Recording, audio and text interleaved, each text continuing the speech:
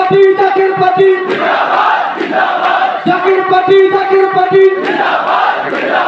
মিয়া ভাইজান মুজাদ্দেদি নজরুল ভাইজান মুজাদ্দেদি মিয়া চাচাজান মুজাদ্দেদি নজরুল চাচাজান মুজাদ্দেদি বিশ্ব জাকের মন্দির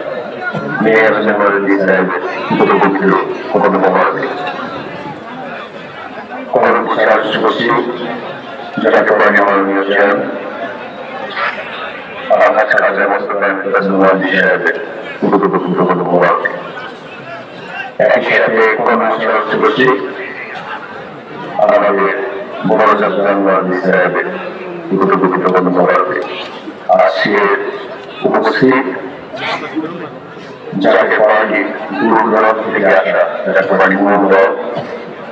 যাকে পারি ছাত্রপ্রাণ, যুবপ্রাণ, যুব স্বেচ্ছাসেবকপ্রাণ, স্বেচ্ছাসেবকপ্রাণ, যাকে পারি অনামপ্রাণ, যাকে পারি যুবপ্রাণ, যাকে পারি তারাপ্রাণ, এবং একই সাথে যাকে পারি বিশেষভাবে আমাদের আছে আমাদের মা বোনেরা,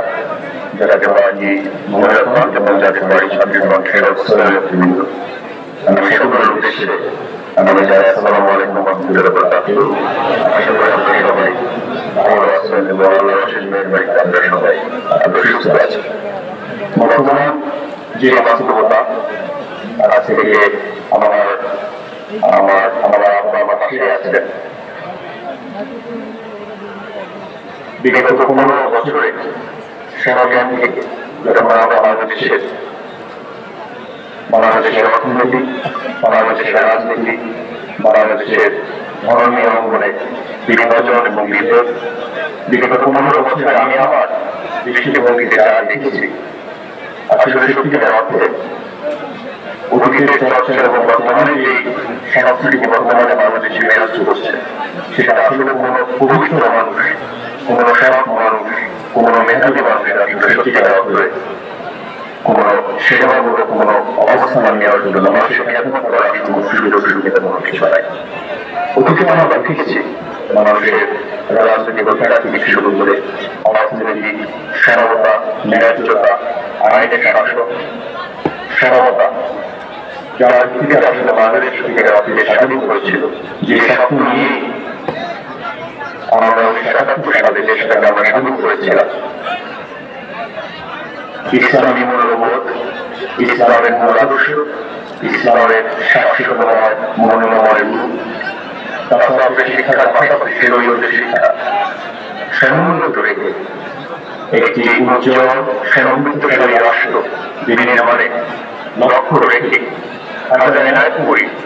নির্দেশে যাকে পরিবহন প্রতিষ্ঠাতা বিশ্বনিকট সারা বিনেতা দেওয়ার পরে এই জাতীয় পার্টিকে প্রতিষ্ঠিত করে নিয়ে গিয়েছিলেন। যেটা আমার নিষ্ঠানে ছিল না। আমি একজন ক্ষুদ্র পরিসরের একজন মানুষ, আমি আপনাদের সেবা আজকে সদরপুরে যারা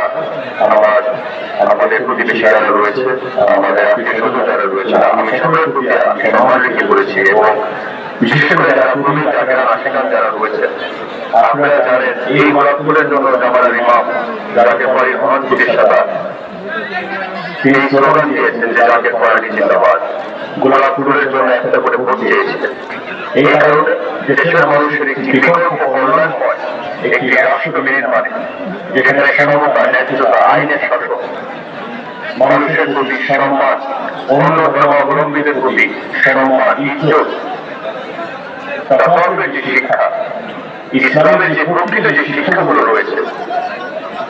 নবী করিম সাল্লাল্লাহু আলাইহি ওয়াসাল্লামের যে ইমানি নির্দেশ, সেই ইমানি নির্দেশ বাস্তবায়ন করার লক্ষ্যে এই জাতীয় পার্টিকে প্রতিষ্ঠিত করেছিলেন। তো আপনারা বিগত 15 বছরে দেখেছেন, তার আগে বিগত আমরা বিভিন্ন বছরে বাংলাদেশের স্বাধীনতা পরবর্তীকালীন সময়ে আমরা দেখেছি যারা এই শাসক গোষ্ঠী এসেছে বাংলাদেশের অবৈধ জনসাধারণকে কি করে তারা পর্যায়ক্রমে এক দেশে দৃঢ় অর্থনীতি তারা নির্মাণ করেছে। তো আমি ব্যক্তিগতভাবে আমার যেটা পর্যবেক্ষণ ছিল, আমি আমার মহান পিতা আপনাদের ভাইজানকে আমি সবসময় বলতাম, এবং আমি 2018 সালে 10 জুলাই আমি আমার পিএইচডি ডিগ্রি সম্পূর্ণ করার পরে আমি 16 জুলাই 2018 সালে অর্থাৎ 6 দিনের পরবর্তীকালীন সময় আমি বাংলাদেশে ফেরত আসি। আমি প্রায় 7 বছর যুক্তরাজ্যে ছিলাম। একটা উদ্দেশ্য নিয়ে যে আমরা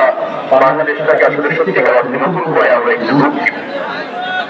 বাংলাদেশের মানুষের যখন আমরা হাহাকার দেখতাম, বিভিন্ন পর্যায়ে মানুষের যখন অর্থনৈতিক হাহাকার দেখতাম, তারা যে রাজনৈতিক অধিকার যখন আমরা দেখছি পর্যায়ক্রমে হরণ করছে, অথচ বাংলাদেশে এত পরিমাণে অর্থ রয়েছে, আমার সবসময় প্রশ্ন থাকতো যে আমাদের আল্লাহ রাব্বুল আলামিন আমাদের এত বিরাট করে জনগোষ্ঠী দিয়েছে, এত সম্ভাবনাময় একটা ভবিষ্যৎ, এত অর্থ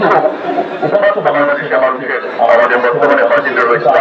এখন পর্যন্ত কেন আমার দুই বেলা ঠিক করে খেতে পারে না, এটা একটা তাগিদ ছিল। কিন্তু আসলে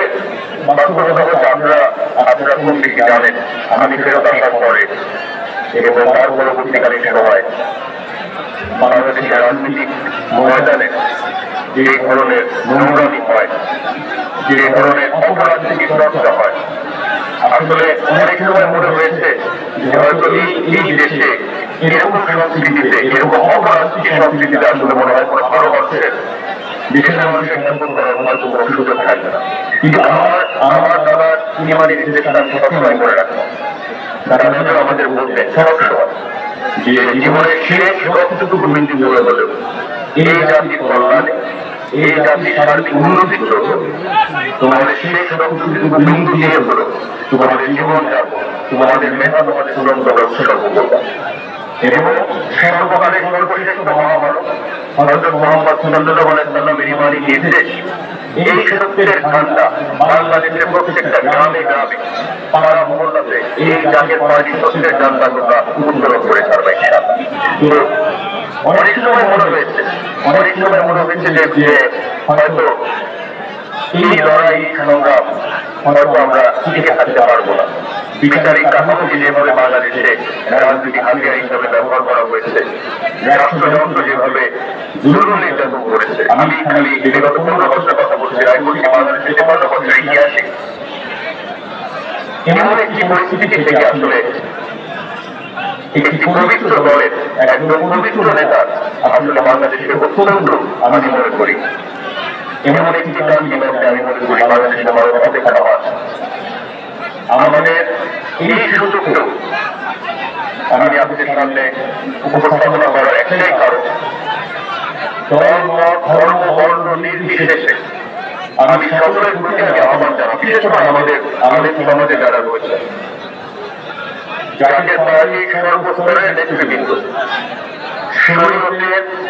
প্রত্যেকটি বিধিবিধান সংরক্ষণ করে